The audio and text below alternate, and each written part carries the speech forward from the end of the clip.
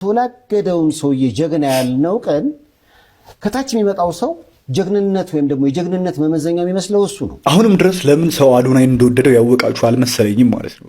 ራሱን ሆኖ እንደናንተ ስለማያስመስል ነው። በቃ ይህ ሰው የሚወደውን ቃላት እየመረጠ አይደለም የሚነግረን ማለት ነው። እናንተ የምትወዱትን አይነት የሆነ ሰው ይሄንን ሊወድልኝ ይችላል፣ ሰው ይሄንን ሊጠላልኝ ይችላል። በአንዴ እኮ ሲመጣ አልተወደደም እኮ አዶናይ አይደለም። ቀስ በቀስ ነው ሰው እሱን መረዳት ሲጀምር ነው እየወደደው የመጣው እንጂ መጀመሪያ ላይ እኮ የመጣበት አመጣጥ እኮ ሰው የሚወደውን ነገር እየተናገረ አይደለም። ራሱን ሆኖ ስለመጣ ማንም ሰው አልተረዳውም ነበር መጀመሪያ ላይ ሲመጣ ማለት ነው። ማንም ምን ለማለት እንደፈለገ ራሱ አልገባውም ነበር።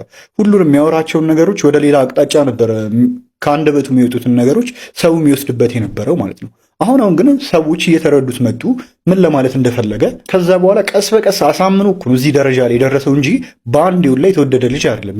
ይሄ ልጅ እኮ ከጀርባ ምንም የተደበቀ ነገር የለውም። በቃ እዚህ ሚዲያ ላይ ከሚያሳየው ነገር ውጪ ምንም ሌላ ማንነት ራሱ የለውም። ሌሎች ታዋቂ ሰዎችን ግን ብናይ ሰይፉ ፋንታሁንም ሆነ ሌሎችም ከሚዲያ በስተጀርባ ስንት አይነት ነገር እንደሚሰሩ እናውቃለን አይደል? በፊትም ራሳቸውን ሲናገሩ ያሳለፉትን ነገር እናውቃለን። ራስን መሆን ራሳችሁን ሆናችሁ ስትቀርቡ በጣም ዋጋ ያስከፍላል፣ እውነት ለመናገር ማለት ነው። ሳታስመስሉ ወደ ሚዲያ ልምጣ ስትሉ በደንብ ነው ዋጋ የምትከፍሉበት፣ እውነት ለመናገር ያንን ዋጋ ደግሞ በደንብ አድርጎ አዶናይ ይከፍሉበታል። ከዛም በኋላ ደግሞ አሁን ደግሞ የሚገባውን የሰው ፍቅርና የሰው መውደድ ደግሞ አግኝቷልና በዛ በጣም የተናደዱ ከትልቅ እስከ ትንሽ ታዋቂ ከሚባሉ ቲክቶከሮች አልቀረም የሚዲያ ሰዎች በጣም የተናደዱበት በጣም ተናደዋል ይመስለኛል። በጣም ታዋቂ የሚባሉ ሰዎች አልቀሩም።